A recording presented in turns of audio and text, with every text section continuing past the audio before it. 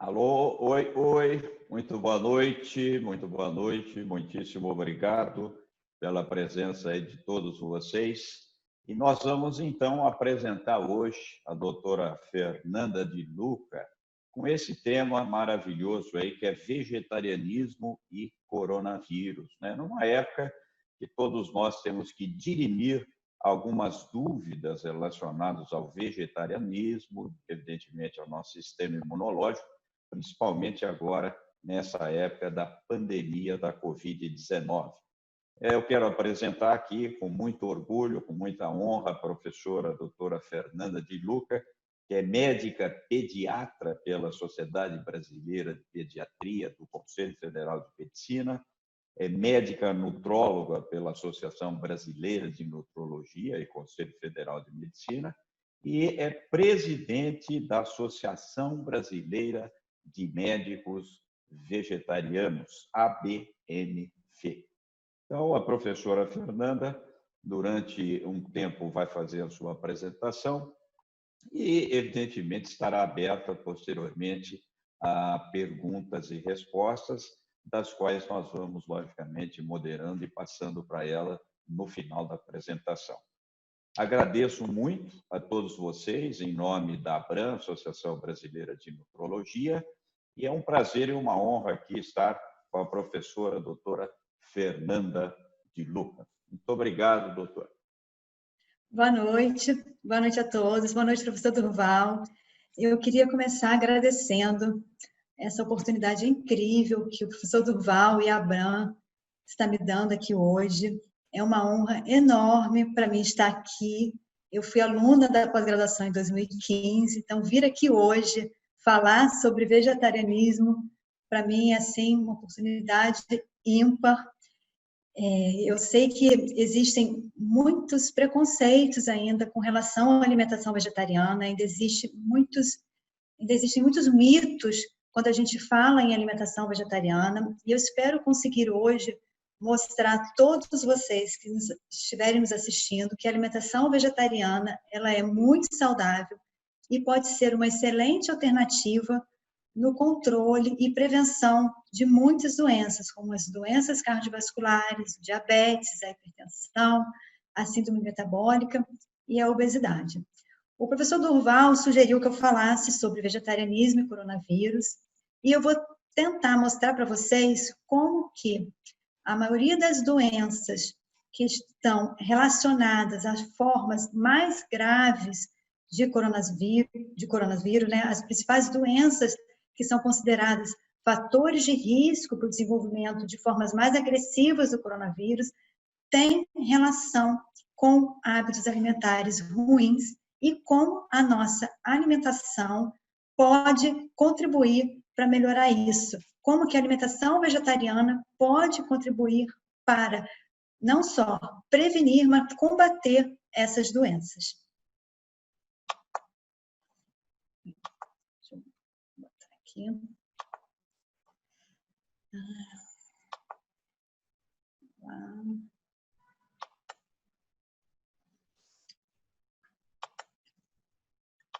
Bom, a pandemia do coronavírus está trazendo muita destruição ao planeta.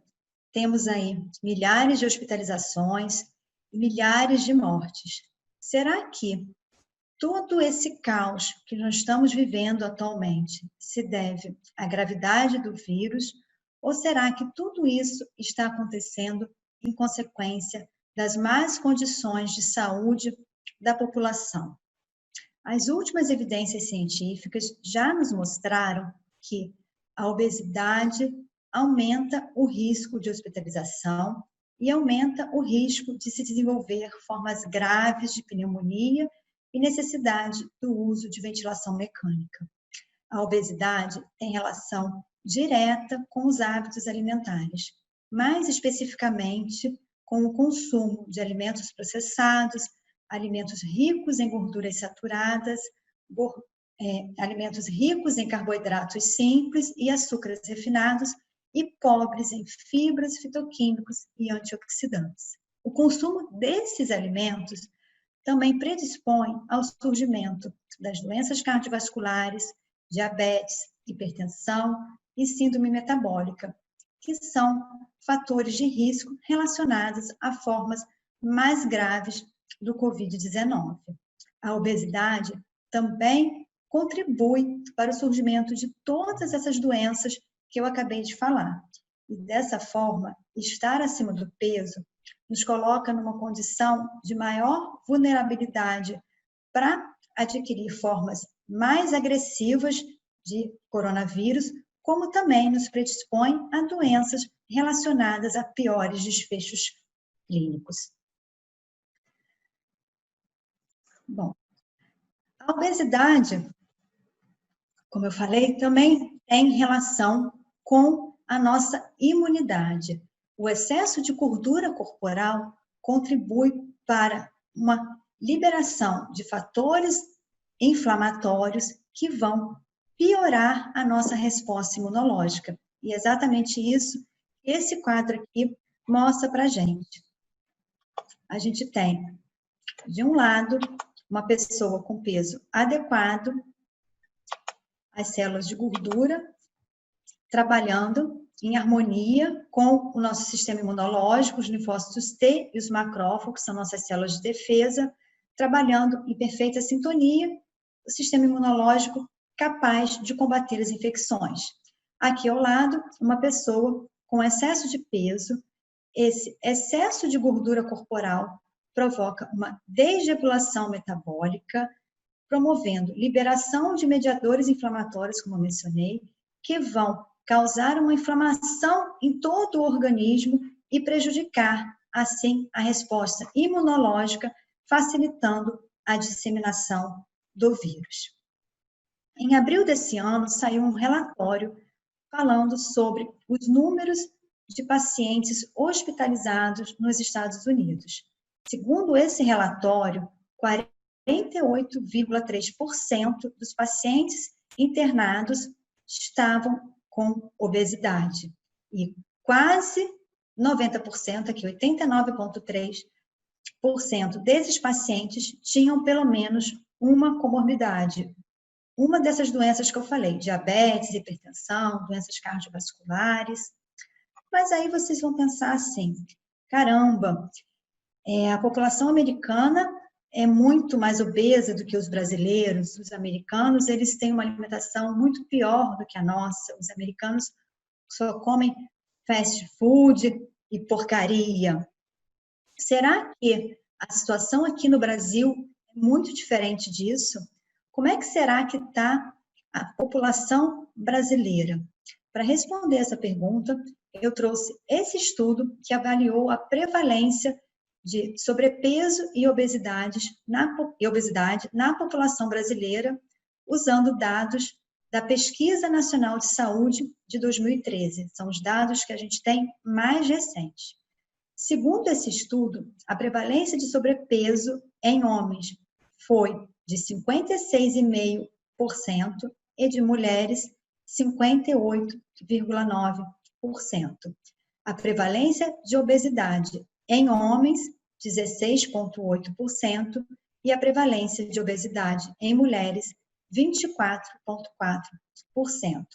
A Organização Mundial de Saúde estima que existe uma prevalência de 11% de obesidade em homens ao redor do mundo e 15% em mulheres. Observem que os nossos dados estão bem piores do que as estimativas mundiais. Nos Estados Unidos, a prevalência de obesidade gira em torno de 42,4%, não havendo diferença entre homens e mulheres. Bom, mas já que a gente está falando de obesidade, né? Vamos definir o que é obesidade. Obesidade é o excesso de gordura corporal, que pode ser calculado através do índice de massa corporal. O índice de massa corporal é calculado dividindo o peso em quilo pela altura em metros ao quadrado.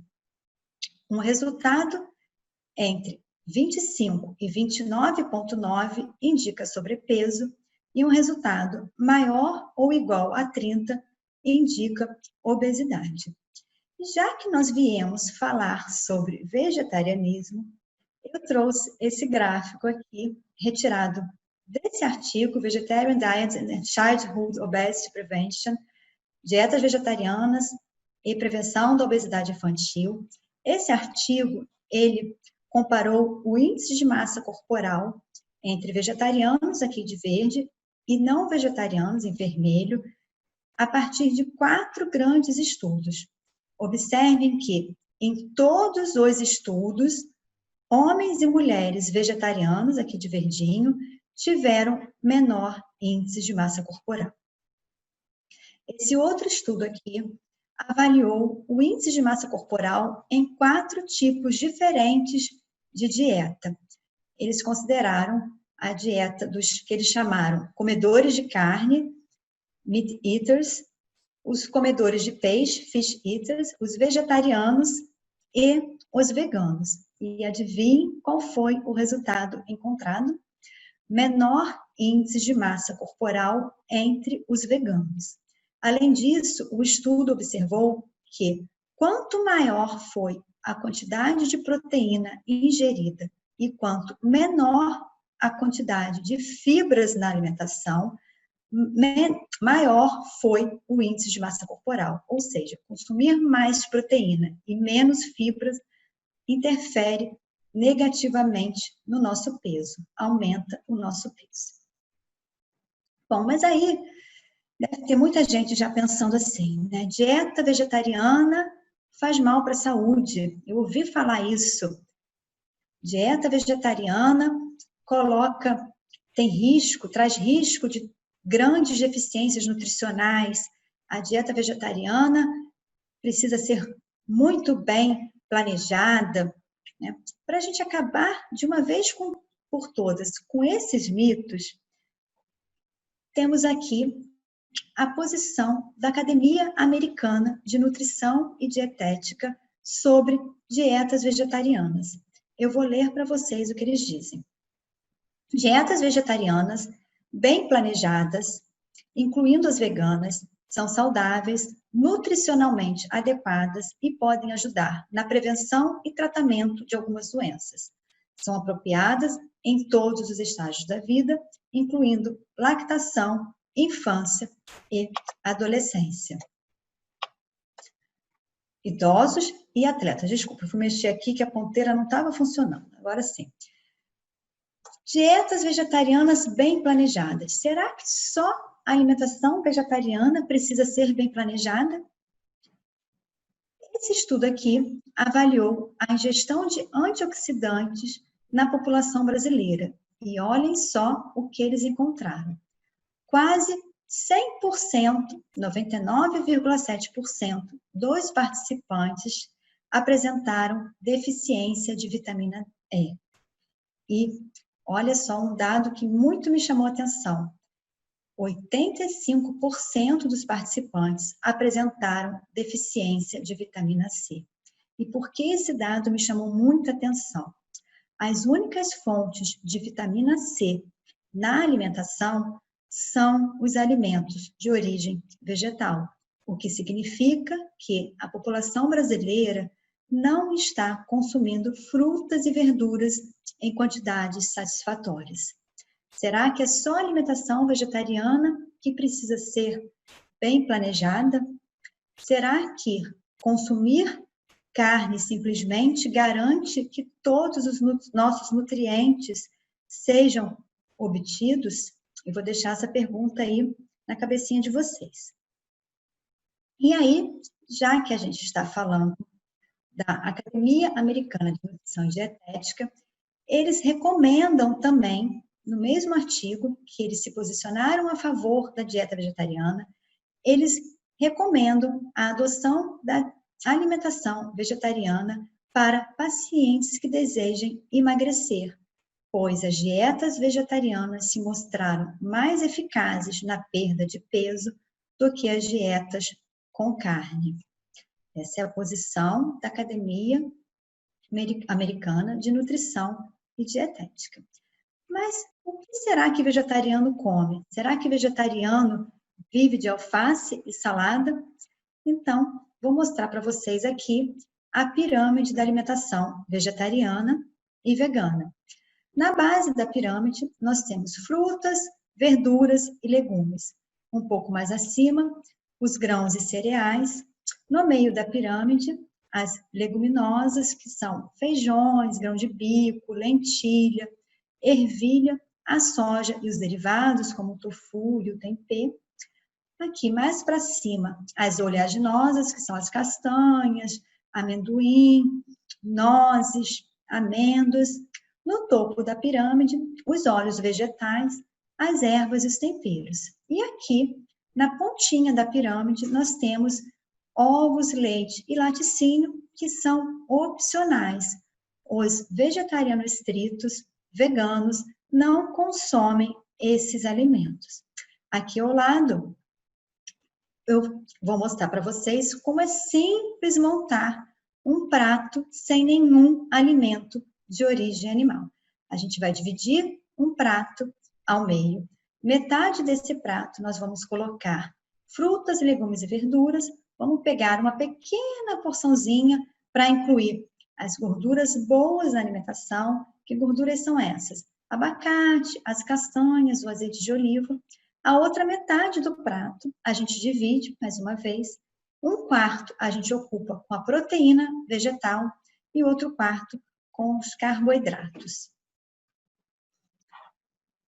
A alimentação vegetariana, quando a gente fala que uma pessoa é vegetariana, a gente quer dizer que essa pessoa não consome nenhum tipo de carne. Essa pessoa não ingere carne vermelha, não ingere frango, galinha, peixe, nem frutos do mar. O vegetariano pode ingerir ovos e laticínios e ele é chamado de ovo-lacto-vegetariano. Se ele só consome leite, ele é chamado de lacto-vegetariano. E o vegetariano que não consome nenhum alimento de origem animal é chamado de vegetariano estrito ou vegano. O vegetariano estrito, além de não consumir nenhum tipo de carne, também não consome ovos, leite, nem laticínios. Bom, mas os benefícios da alimentação vegetariana não são somente no controle do peso e no índice de massa corporal. Esse estudo aqui avaliou os efeitos da alimentação vegetariana estrita na saúde cardiovascular dos participantes. Os participantes foram submetidos a um programa nutricional durante 12 semanas. Esse programa nutricional era baseado numa alimentação que excluía alimentos de origem animal. Não podia consumir nenhum alimento de origem animal. Mas o consumo estava liberado para alimentos vegetais integrais. Ao final de 12 semanas, qual foi o resultado encontrado?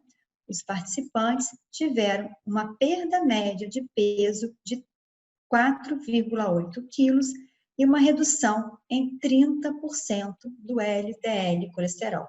Esse resultado em relação ao LDL é o mesmo resultado que a gente obtém quando a gente utiliza as estatinas, que são as drogas mais comumente utilizadas para melhorar os níveis de colesterol. Um detalhe importante desse estudo é que os participantes, eles não fizeram nenhum tipo de atividade física durante o estudo. Esse estudo foi tão surpreendente que a Sociedade Canadense de Prevenção e Reabilitação Cardiovascular resolveu preconizar a adoção de uma dieta vegetariana estrita para prevenção e controle das doenças cardiovasculares. Não é incrível isso? Suspeita para falar, né? Bom, esse outro estudo aqui fez uma revisão sistemática de 11 artigos que avaliaram os efeitos da alimentação vegetariana estrita nos pacientes com diabetes tipo 2. E olha só o que eles encontraram. Os participantes que seguiram a dieta vegetariana estrita tiveram melhores níveis de hemoglobina glicada, colesterol total e LDL colesterol em comparação aos participantes que adotaram as dietas preconizadas pelas sociedades de diabetes. Gente, olha que resultado incrível. Vou repetir para vocês. A dieta vegetariana foi mais eficaz no controle do diabetes do que as próprias dietas preconizadas pelas sociedades de diabetes. Não é incrível isso? Além disso, a perda de peso dos participantes que adotaram a dieta vegetariana estrita foi significativamente maior, 5,23 quilos contra 2,83 quilos das outras dietas. Para finalizar, eu trouxe esse artigo aqui, que foi publicado recentemente, no dia 13 de maio, avaliando os efeitos das alterações na nossa microbiota intestinal e suas relações com manifestações clínicas do Covid-19. Como a nossa microbiota intestinal pode interferir com manifestações clínicas do coronavírus. Já foram identificados nas fezes dos pacientes infectados vírus e também alguns pacientes que desenvolveram a doença tiveram um quadro de diarreia. Isso levantou a hipótese de haver uma ligação entre pulmões e intestino. O nosso intestino é habitado por milhares de bactérias. Essas bactérias convivem harmonicamente, mas sofrem influência de diversos fatores. E um desses fatores é justamente a nossa alimentação. Uma alimentação rica em fibras é capaz de estimular o crescimento de bactérias benéficas ao nosso organismo, modulando positivamente o nosso sistema imunológico. Por outro lado, uma dieta rica em gorduras saturadas estimula o crescimento de bactérias patogênicas que estimulam liberação de mediadores inflamatórios, promovendo inflamação no organismo e contribuindo para uma pior resposta imunológica. A gente já sabe que pacientes idosos, imunocomprometidos e com comorbidades apresentam uma pior resposta imunológica. E o que os pesquisadores descobriram foi que, coincidentemente, esses pacientes também apresentam um desequilíbrio na sua flora intestinal, que chamamos de disbiose. Essa disbiose estaria influenciando as manifestações clínicas do Covid-19. Se a gente sabe que a flora intestinal pode ser modulada pela nossa alimentação e que uma alimentação rica em fibras é capaz de melhorar a saúde intestinal, melhorando o quadro de disbiose e contribuindo assim para uma melhor resposta imunológica, por que não estimular a população a consumir alimentos ricos em fibras? E onde é que nós encontramos as fibras? Me perdoem os amantes da carne, mas nós só encontramos fibras nos alimentos de origem vegetal. as carnes não apresentam fibras. Esse último slide aqui é um resumo de alguns dos benefícios da alimentação vegetariana na nossa saúde. Por que a alimentação vegetariana é tão benéfica para o nosso organismo? A alimentação vegetariana é rica em fitoquímicos, antioxidantes, fibras, apresenta um baixo teor de gorduras saturadas e não contém colesterol. Todos esses fatores associados contribuem para o melhor controle de peso, prevenção de diversas doenças crônicas não transmissíveis, para um melhor controle da hipertensão arterial e do diabetes tipo 2, melhora o perfil lipídico e promove o melhor controle das doenças cardiovasculares e exerce também um efeito prebiótico, contribuindo para a nossa saúde intestinal e melhorando, assim, a nossa resposta imunológica. Diante de tantos desfechos ruins relacionados a maus hábitos alimentares, eu gostaria de deixar aqui como mensagem final a todos que estão me assistindo até agora, que fazer um pedido, na verdade, né? Revejam seus hábitos alimentares, revejam sua alimentação e a alimentação de seus filhos. O Ministério da Saúde estima que 33,5% das crianças brasileiras entre 5 e 9 anos estão acima do peso. A maioria das doenças consideradas fatores de risco para as formas graves do coronavírus tem relação com hábitos alimentares ruins. Por outro lado, a alimentação pode ser uma grande aliada na prevenção e no controle dessas doenças. Repensem suas escolhas, reavaliem seus conceitos com relação à alimentação vegetariana. A alimentação vegetariana precisa deixar de ser vista como uma alimentação que restringe um determinado grupo de alimentos. A alimentação vegetariana precisa começar a ser vista como uma dieta rica em alimentos capazes de promover saúde, bem-estar e qualidade de vida. Uma alimentação que inclui pelo menos 300 tipos diferentes de alimentos não pode ser considerada restrita, como muitas pessoas falam por aí.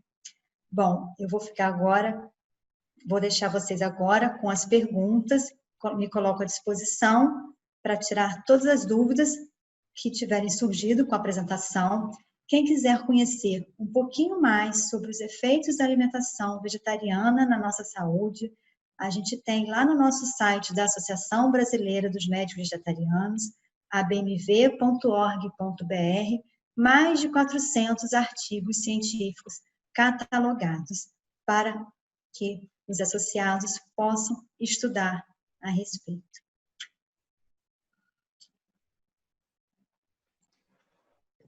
Ok. Professor, fico à sua disposição agora para as dúvidas. Maravilha. Olha, excelente apresentação, foi muito objetiva, né? E, evidentemente, através agora das perguntas e respostas, vamos dirimir algumas dúvidas. E eu gostaria até de já iniciar. A primeira aqui, nós temos já algumas perguntas, professora, que é o seguinte. Você disse que a alimentação vegetariana é saudável, não oferece riscos à saúde. E como fica, então, a questão da famosa vitamina B12, já que as únicas fontes são os alimentos de origem animal? Essa pergunta, você sabe que ela é frequente, né? Então, seria até uma boa oportunidade para a sua resposta, viu, doutora Fernanda? Bem, professor, essa pergunta aí é a campeã número 1 das dúvidas, né? De todo mundo que simpatiza com a alimentação vegetariana, se depara com essa questão aí, né? Primeiro que é muito simples resolver a questão da ausência da vitamina B12 na alimentação vegetariana, porque a gente faz uma suplementação que é muito simples, até para criança, é uma gotinha que a criança tem que tomar quando é criança, todo dia. Quando é adulto, a gente prescreve em cápsula, em comprimido, e a pessoa toma todo dia, e assim a pessoa não fica deficiente de B12, né? Uma questão que eu gosto sempre de colocar é que a gente tem uma ideia, né, de que a alimentação ela tem que fornecer todos os nutrientes que a gente precisa. E essa ideia, com o tipo de vida que a gente vive hoje, é uma utopia. É utópico a gente achar que a gente vai conseguir encontrar todos os nutrientes necessários na nossa alimentação. Mostrei aí estudos, né, mostrando a prevalência de deficiência de vitaminas na população brasileira, né? A gente tem aí que 25% da população mundial tem anemia por deficiência de ferro. Então, é bem utópico a gente achar isso. Além disso, não tem problema nenhum a gente suplementar uma vitamina, né? A gente resolveu o problema, por exemplo, do bócio endêmico, adicionando iodo ao sal, né? Era um problema que não conseguia se resolver, porque a ingestão de iodo era muito baixa na população, e aí os governos resolveram essa situação adicionando iodo. Uma outra situação parecida acontece com a questão da anemia ferropriva, né? A gente tem a adição de ferro e ácido fólico na nossa farinha para tentar minimizar, né, esses efeitos aí da anemia. Então, é uma questão bem simples. Resolveu virar vegetariano, vamos aí começar a suplementação do B12. Lembrando que comer carne não garante níveis adequados de B12. Aí eu vou deixar um dever de casa para todo mundo. Sei que deve ter alguns médicos assistindo, né? Comecem a dosar a B12 quando pedirem exame de sangue do seu paciente, que vocês vão ter algumas surpresas.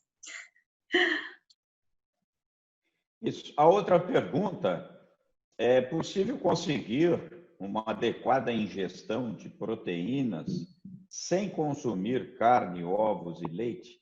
Como substituir a carne numa refeição?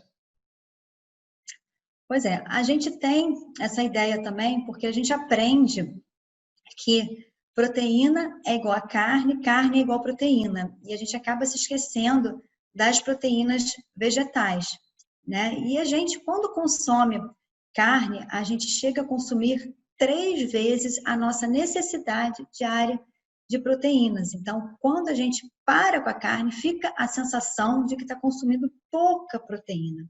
Na verdade, a gente acaba adequando às nossas necessidades, né? A gente acaba consumindo o que o corpo realmente precisa. Lembrando que tudo que a gente consome a mais, isso inclui proteína, é guardado no corpo na forma de gordura, né? E aí a pessoa engorda e não sabe por quê.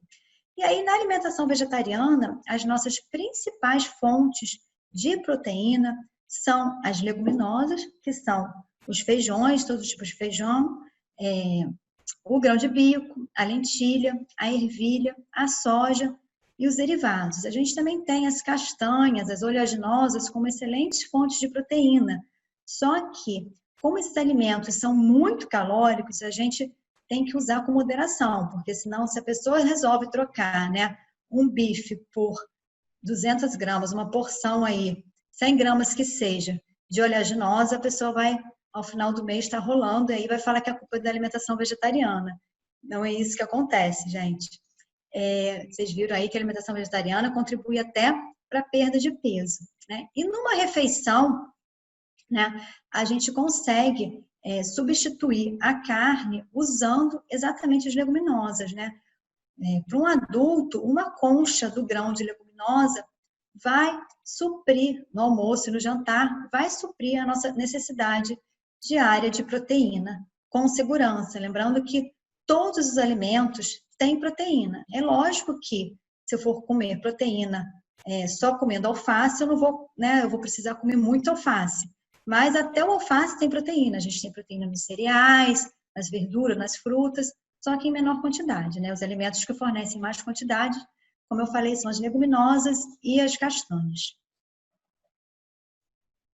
Ok, olha, bastante perguntas aqui, viu? Eu estou vendo aqui.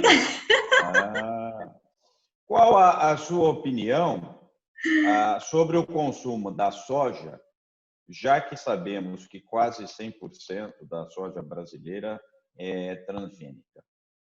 E, pois é, professor, esse assunto aí dá um bafafá danado, né? Isso o senhor sabe, que o senhor já deu aula sobre isso. Bom, gente, em primeiro lugar, assim, né? Vamos entender que a transgenia já existe há muitos anos, né? E a gente não tem só soja transgênica, são muitos alimentos transgênicos aí que a gente nem sabe que são. Por exemplo, esses dias eu fiquei sabendo que o mamão papaya é transgênico. Foi uma surpresa para mim. Mas, enfim, como a gente tem já há muito tempo alimentos transgênicos no mercado, também existem alguns estudos com esses alimentos. Não são muitos estudos, mas os estudos que a gente tem disponíveis até o momento, eles asseguram que consumir alimentos transgênicos não oferece qualquer risco à nossa saúde. São alimentos seguros para o consumo. Então, a soja é uma excelente fonte proteica.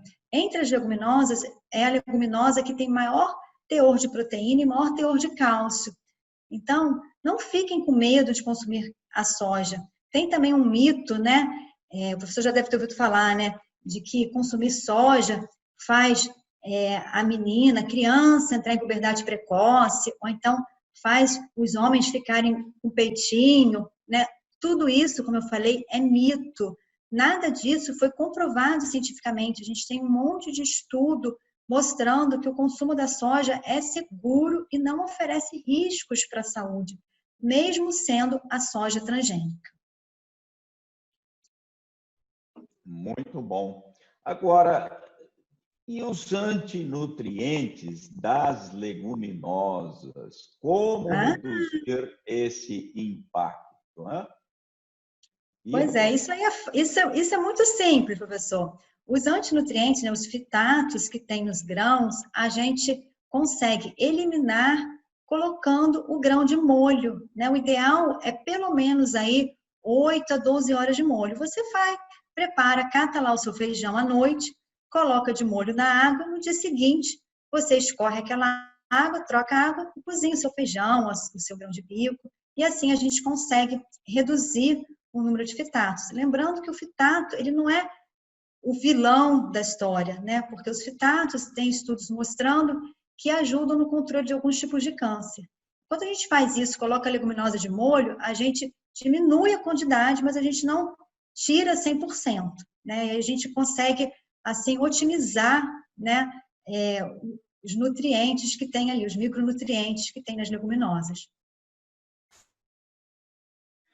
Olha, aqui tem elogios, hein? Parabéns, doutora Fernanda, excelente exposição. E parabéns para a Abram por abrir esse espaço para discussão. Excelente palestra, parabéns pela aula, parabéns, parabéns. Ótimo. Agora uma pergunta prática, clínica, né? Doutora Fernanda, qual seria a sua indicação da dose oral de manutenção para manter a B12 acima de 450 para adultos? A dose oral de manutenção. Bom, primeira, não sei se quem perguntou isso foi médico ou não, né? Eu fico sempre muito receosa de responder algumas perguntas, professor, porque às vezes o povo gosta de se automedicar, né? O senhor deve saber bem isso, né? E aí sai por aí falando, ia lá, ouvi lá a doutora lá da Abram falando que tem que tomar tanto, né? Então, assim, primeiro, gente, o que é dose de manutenção? Dose de manutenção, a gente prescreve quando a pessoa tem um nível de B12 acima de 490, é o que a gente espera, né? E se essa pessoa não está consumindo alimentos de origem animal, né, ou se o consumo de alimentos de origem animal, por exemplo, essa pessoa consome eventualmente ovo, leite, não está sendo suficiente para manter níveis adequados de B12, níveis acima de 450, uma vez que ela atingiu esse nível, a gente vai ter que, é meio no escuro, né? Eu posso falar assim, na minha experiência clínica de consultório, né? Os meus pacientes, em média, têm como dose de manutenção 1.000 microgramas. É raro eu conseguir uma dose menor de manutenção, mas eu tenho pacientes, por exemplo, que estão usando 250 microgramas e estão lá com a sua B12 600, 700, né? Em média, 1.000 microgramas para um adulto é uma boa dose de manutenção, se tiver com nível bom, acima de 490. Excelente.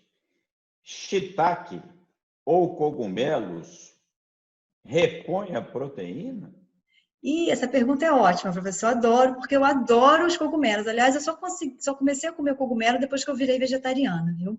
Bom, não repõe, né? A gente tem aí que 100 gramas de cogumelo fornecem em torno de 3 a 4 gramas de proteína. É muito pouco proteína. A gente deve consumir os cogumelos e tem efeitos maravilhosos na saúde, são uma delícia, mas não devemos utilizá-los como fontes proteicas. Há uma pergunta aqui interessante. Um médico vegetariano só atende pacientes vegetarianos? Adorei, professor. Não, eu não atendo só vegetarianos, não. É lógico que, como é muito mais difícil encontrar um médico vegetariano, acaba que a imensa maioria dos meus pacientes que me procuram são vegetarianos por simpatizarem, né, por acharem que eu vou acolher melhor, né? Aliás, né, fica essa questão muito bem colocada, professor, que eu já vou abrir um espaço aqui, né? Um pedido, na verdade, os colegas médicos, quando forem atender seu paciente vegetariano, acolham o paciente, estudem um pouquinho sobre alimentação vegetariana. O professor Durval está aí aberto, né?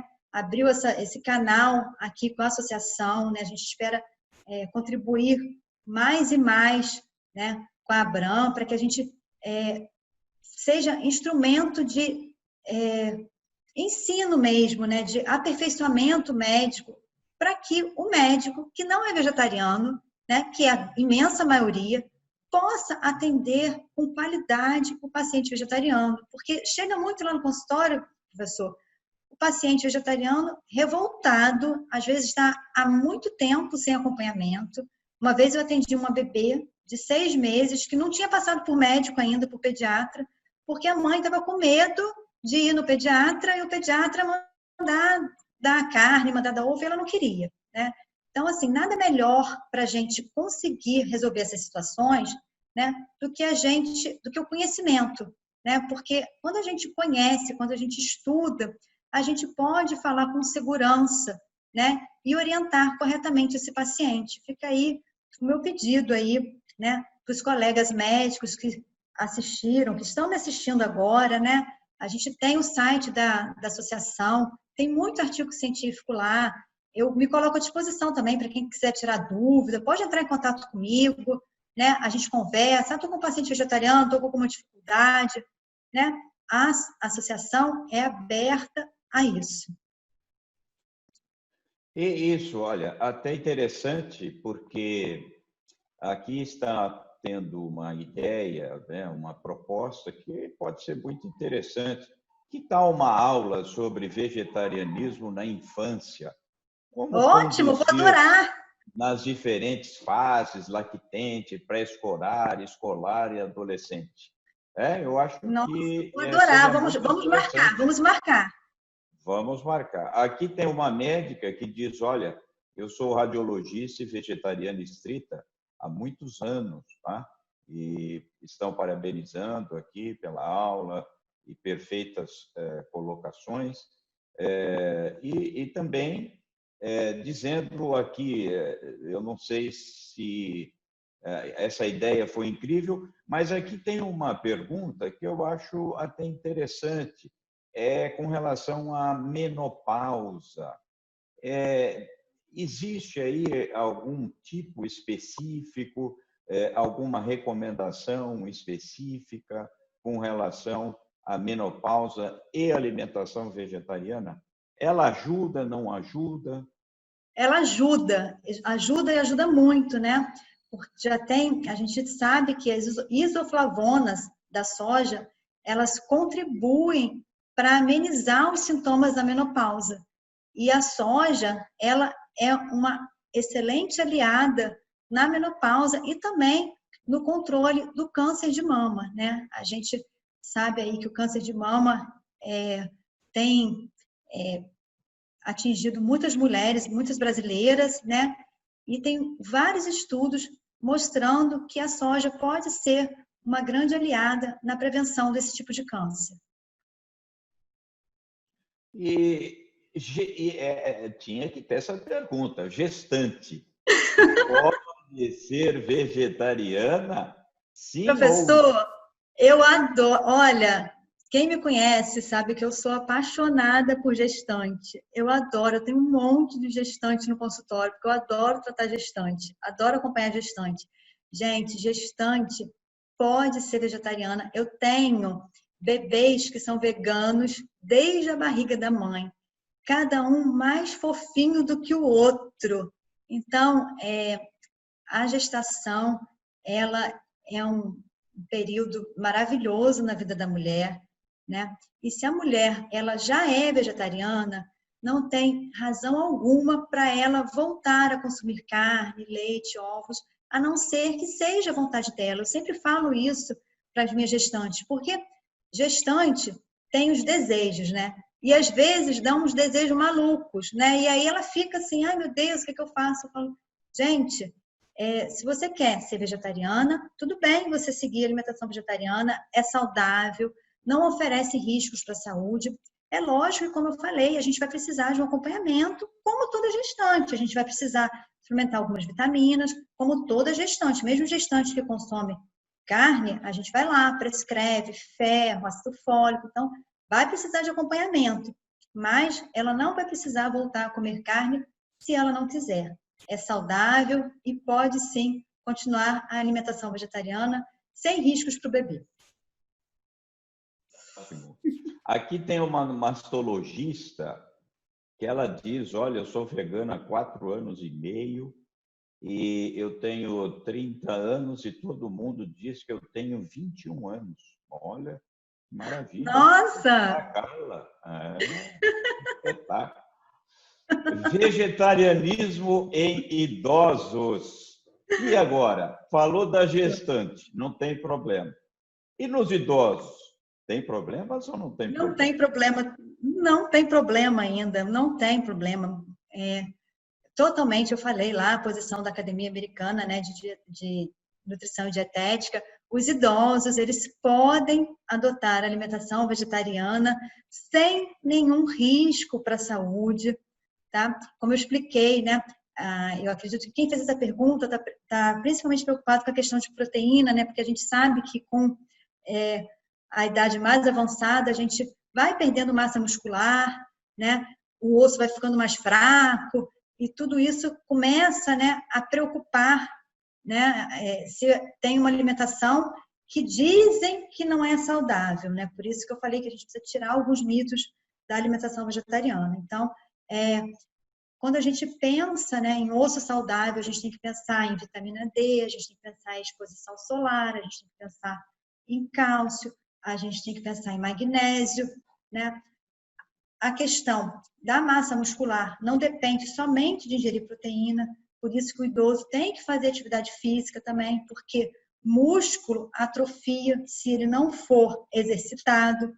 Então, não é um fator que vai contribuir para piorar ou melhorar, mas a alimentação vegetariana, ela é rica em cálcio, magnésio, potássio, tudo isso que ajuda na saúde óssea. Então, os idosos, se quiserem ser vegetarianos, podem ser vegetarianos, lembrando que ainda vão ter os benefícios de uma alimentação baixa em gorduras saturadas, porque hoje o problema do idoso maior qual é? Doença cardiovascular, né? É aterosclerose, é infarto, então diabetes, hipertensão, né? A dieta vegetariana é excelente no controle do diabetes. Então, em vez de a gente pensar assim, a dieta vegetariana é arriscada, vamos pensar, a dieta vegetariana promove saúde, ajuda a controlar a glicose, ajuda a controlar a diabetes. Aqui teve exatamente essa pergunta sobre os idosos sarcopênicos, que, na verdade, você já respondeu, não é mesmo?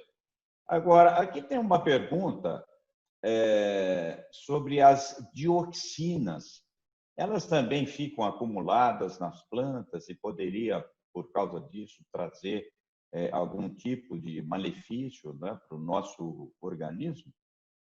Pois é, professor. A questão dos agrotóxicos é também uma questão super polêmica, né? Só que eu gosto de... eu fecho com uma frase só. O boi consome soja e essa soja, além de transgênica, recebeu um monte de agrotóxico que vai para a carne e a pessoa consome carne cheia de agrotóxico, né? Quando a gente fala de agrotóxico nos alimentos, a gente pensa, mas eu vou parar de comer carne e vou comer verduras que são ricas em substâncias que fazem mal para a saúde? Só que não, porque a carne está ali lotada de agrotóxico também, impregnada né, ali no tecido gorduroso, principalmente. E a gente não tem estudos suficientes mostrando riscos da alimentação vegetariana ou um risco aumentado do vegetariano por causa de consumo de agrotóxicos. Olha, aqui é uma outra pergunta que também vamos dizer assim, são dúvidas que é muito interessante o seu esclarecimento, porque sobre a gestante, sobre os idosos e agora sobre os atletas, né? Atletas de alta performance sendo vegetariano, é possível? É super possível, inclusive recomendo um filme para quem fez essa pergunta e para todos que estão assistindo até agora, resistiram até o fim. Tem o filme The Game Changers, está no Netflix, em que aborda exatamente essa questão, como a alimentação vegetariana promove melhora do desempenho físico nas atividades de alta performance, como o senhor mencionou ali. Então, é completamente possível, não só possível, como vai exercer efeitos maravilhosos para esses atletas. Eu tenho alguns pacientes que são atletas e jogam, inclusive, em times olímpicos. Não vou citar aqui o nome para não expor as pessoas, né? Mas o relato de todos é o mesmo, que quando pararam de comer carne, o desempenho melhorou absurdamente. E uma coisa que me chamou muita atenção, que todos falaram, né, foi com relação à questão da recuperação. Eles dizem para mim que a recuperação ela acontece de forma muito mais rápida, né? Levando até os colegas a falarem assim: poxa, o que você tomou? Como assim, o que eu tomei? Se eu tomei alguma coisa errada, você pega no doping, você pega no doping. Então, a alimentação contribui para uma recuperação mais rápida, né? Pós um treino exaustivo, pós um campeonato. Aqui está pedindo se existe diferença entre uma dieta vegetariana e um padrão alimentar whole food plant-based. Existe diferença entre uma e outra, doutora Fernanda? Quando fala de ovo plant-based, eu entendo que tenha o consumo de ovo, né? E aí a gente vai entrar na polêmica do ovo, né? Que é sempre polêmico, sempre que eu falo de ovo, é uma enxurrada de pessoas falando a favor, pessoas falando contra. Qual é a questão do ovo principal? O ovo, um ovinho sequer, contém 200 miligramas de colesterol, né? E gordura saturada de montão, né?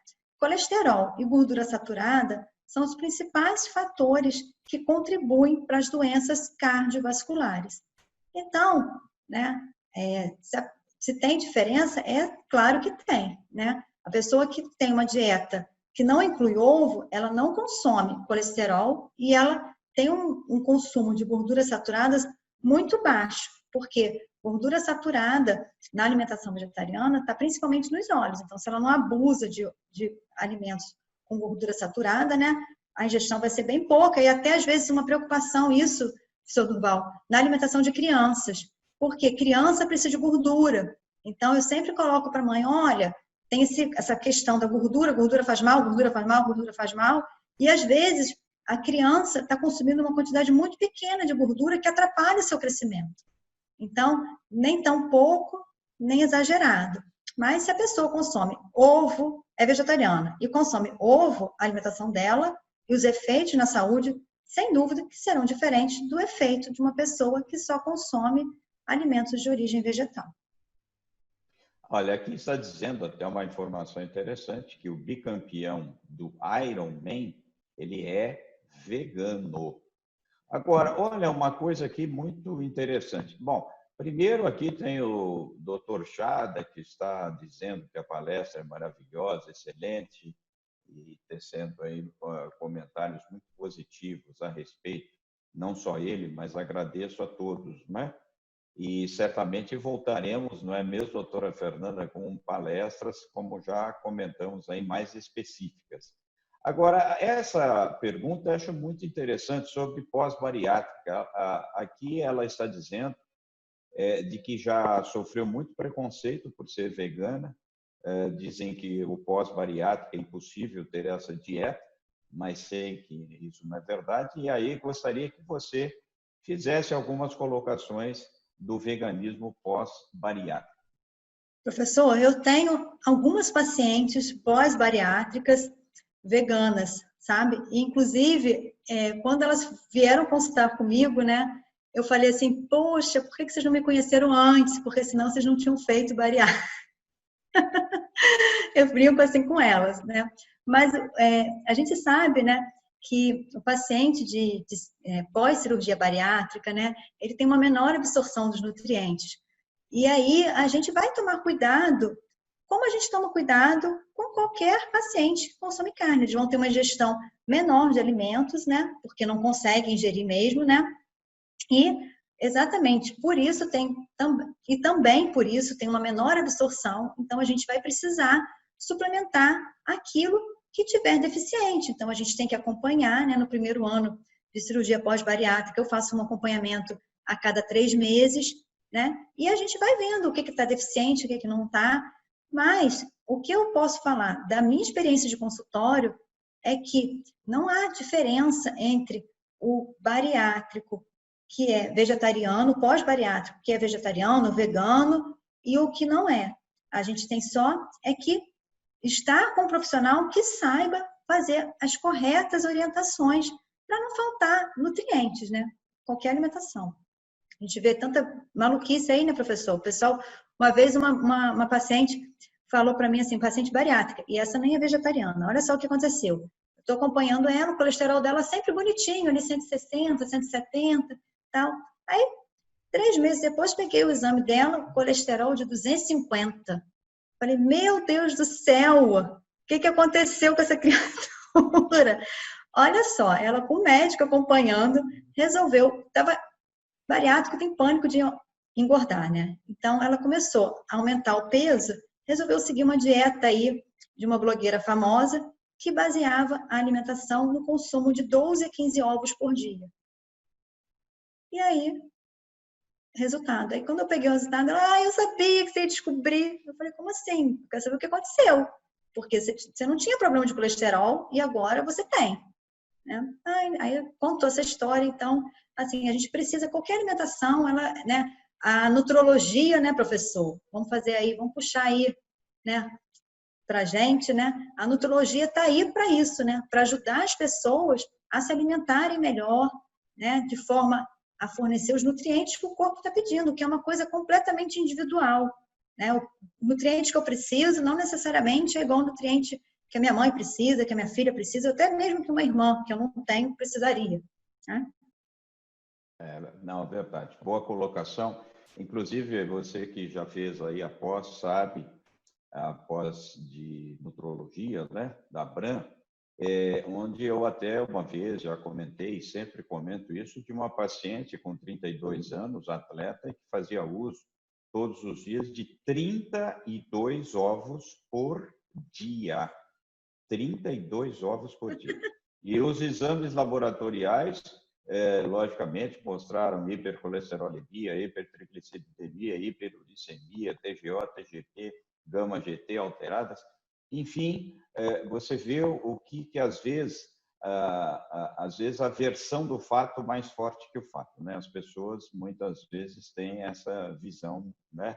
E por isso que eu acho importante esse seu esclarecimento e por isso vamos voltar aqui outras vezes. Nós estamos aqui na reta final Mas aqui tem uma pergunta muito interessante. E essas opções de fórmulas infantis para crianças vegetarianas e que não podem ser amamentadas? Você poderia tecer aí algumas colocações, por favor? Claro, nossa, essa pergunta também surge muito, professor, é uma dúvida muito comum, né? O que acontece? A gente tem a fórmula infantil clássica, padrão, né? Ela é feita à base de leite de vaca, né? É uma fórmula modificada, é o leite de vaca modificado para atender as necessidades nutricionais dos bebês, né? Acontece que às vezes a mãe é vegetariana, mas ela não quer dar nenhum alimento, né, que contenha leite para o seu bebê. E a gente tem hoje, quer dizer, a gente já tem há mais de 60 anos no mercado as fórmulas infantis à base de soja e, mais recentemente, surgiu a fórmula infantil à base de arroz. As fórmulas de soja, exatamente por já estarem há muito tempo no mercado, já foram mais do que testadas, aprovadas e garantidas que são seguras, né, na substituição ao leite materno. Segura em que sentido? As fórmulas infantis à base de soja, elas garantem crescimento e desenvolvimento adequado aos bebês. Crescimento e desenvolvimento semelhante ao crescimento e desenvolvimento de crianças que mamam no peito da sua mãe. A fórmula infantil de arroz, ela é recente no mercado, mas ela segue as determinações do Códex Alimentar. E aí, vale lembrar aqui da aula do querido professor Carlos Alberto, meu mestre, né? Que deu essa aula sobre as fórmulas infantis, né? E tem esse códex, é como se fosse uma legislação que rege, né, as fórmulas infantis. E a fórmula infantil de arroz, ela segue o Códex Alimentar. O Códex Alimentar estipula quantidades mínimas e máximas de cada nutriente que tem que ter na fórmula, senão ela não pode ser chamada fórmula infantil. E por isso, apesar de ter pouco tempo no mercado, a fórmula infantil de arroz também é segura em substituir o leite materno. O único problema é que a fórmula de arroz, ela custa 3 vezes, em média, o preço da fórmula de soja, né? E aí, às vezes, impossibilita. Quando a criança está tomando uma latinha só, está tudo bem, mas quando aumenta a quantidade, na maioria das vezes, meus pacientes pedem para irem para a soja, né? Eles ficam com medo da soja. Já falei aqui no início, uma das primeiras perguntas, né, com relação à soja. Os pais têm muito medo de dar soja para a criança por conta aí do mito da puberdade precoce, né? Crescimento de pelos, crescimento de mamas. Só que isso já foi comprovado cientificamente, tem vários artigos, mostrando que não existe essa correlação. Então, as fórmulas de soja podem ser usadas, sim, em substituição ao leite materno, quando a mãe não consegue amamentar. Bem, aqui nós temos 2 perguntas para finalizar. Uma é um participante anônimo. Ele diz, olha, é mito ou verdade que homens vegetarianos têm menos testosterona que mulheres? Eu, particularmente, sou vegetariano, tenho 79 anos e tenho uma performance sexual igual aos 18 anos. Será que realmente o vegetariano é melhor na testosterona que os onívoros? Nossa! Professor, olha só, no filme, tenho certeza que o senhor não viu, o senhor vai ver depois dessa. O filme que eu falei, The Game Changers, eles falam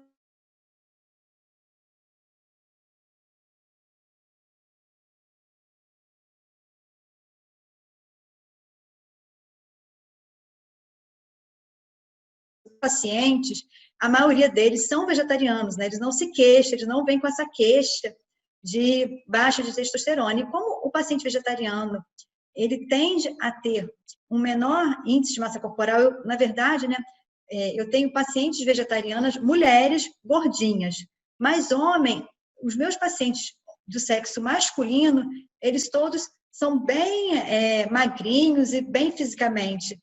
Então, jovens, enfim, o nível de testosterona está adequado. Eu não saberia dizer se não fossem vegetarianos, estariam com a testosterona mais baixa. Não sei. Fica aí até a dica. Eu vou tentar procurar algum artigo que fale sobre isso, tentar estudar. O senhor também pode me ajudar, se encontrar alguma coisa correlacionando, né? Nível de testosterona, alimentação vegetariana. Quem sabe a gente não abre aí e faz uma outra aula só sobre isso, né? Nossa, uma boa ideia, sim, com certeza, né? Talvez a relação seja por causa, como ele mesmo comenta, de níveis menores de colesterol, né? Mas olha, que performance, hein?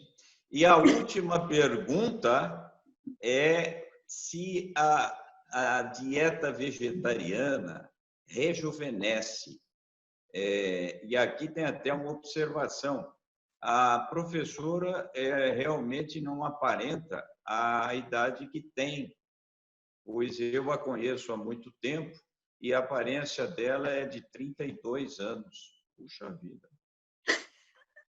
Gostei da pergunta. Olha, você está aí.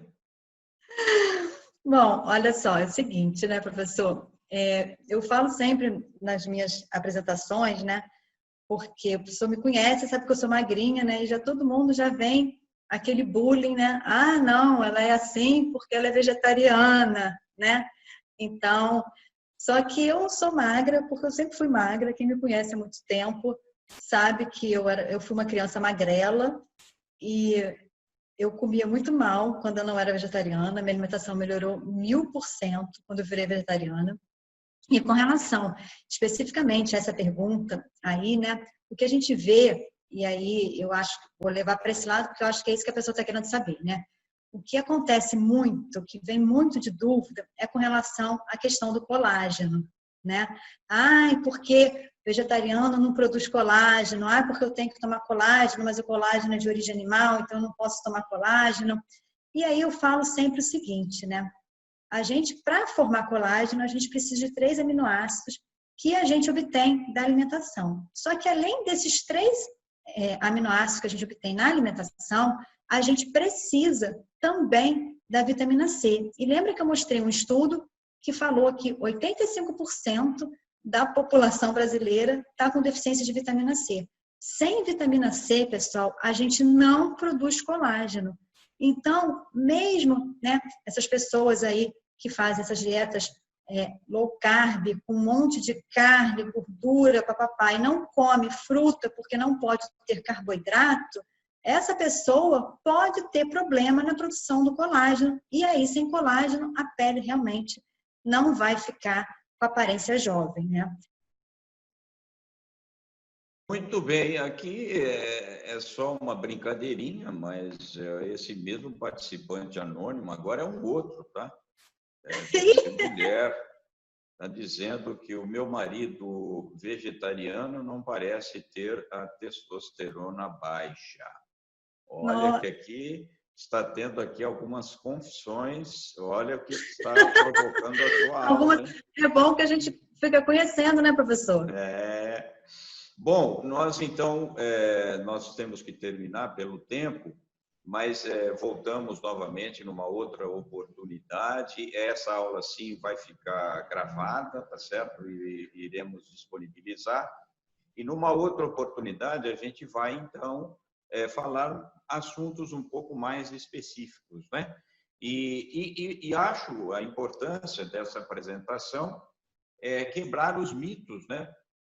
Você lembra aquela frase do Einstein, que ele dizia é mais fácil quebrar um átomo do que um mito? E eu acredito que esse seja um fato, não é mesmo? Então, pois é, professor. A gente veio aí... disso tem todas essas condições de dar cientificamente esse direcionamento, não é mesmo, doutora Fernanda? Sim, professor. A função nossa, enquanto associação médica, né, é exatamente contribuir para que esses mitos que ainda hoje existem, né, apesar de toda a ciência, né, porque hoje a gente consultar um artigo científico é moleza, a gente joga no Dr. Google e ele baixa lá o artigo para a gente, né? Então, ainda hoje, mesmo com essa facilidade toda, ainda existem esses mitos. E a função da ABMV é justamente conseguir trabalhar em cima disso e mostrar que mito é mito para ser quebrado, né? E a gente conta aí com o apoio, a colaboração do professor Durval, da Abram, que, poxa, deu essa oportunidade incrível aqui hoje para a gente estar entrando, né, no meio médico, porque é onde tem a maior dificuldade, né, da gente falar sobre alimentação vegetariana, né? Muitos não simpatizam e aí não querem nem saber, e não olham, não leem. Enfim, então essa oportunidade hoje foi, assim, incrível. Eu espero voltar outras vezes aqui para a gente falar de muitos outros assuntos. Vamos falar de gestante, vamos falar de criança, vamos falar de idosos, vamos falar de atleta. Tem muita coisa que a gente pode conversar aí. Vamos deixar esse canal aberto. Vai ser um prazer sempre vir aqui conversar com o senhor, expor aí a alimentação vegetariana para todo mundo.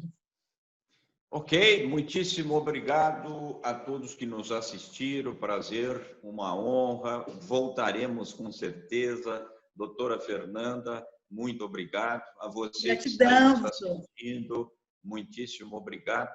E as nossas, então, saudações finais, desejando a todos muita saúde nutrológica, não é verdade?